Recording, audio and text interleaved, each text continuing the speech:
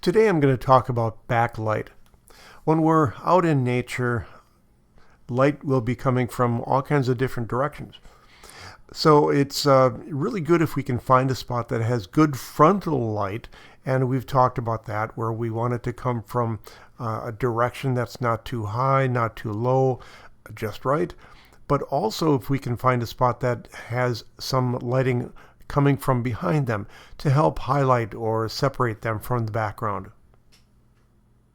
If the face is lit by blue skylight and you color balance for that, then the highlight on the back of their head will also be color balanced.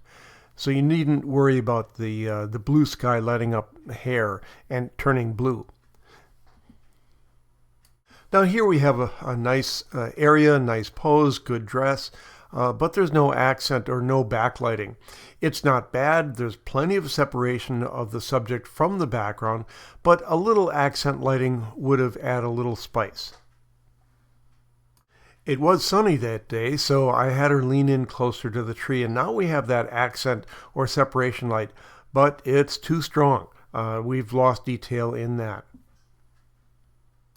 Now on the other side of that little tree, I found just the right amount of accent light. The sun was filtering through the trees and gave her just a little bit of spice light on her hair. We worked in a little different area, and here again we have no accent light. Again, it's not bad, but it just needs something. It's just a little flat as is.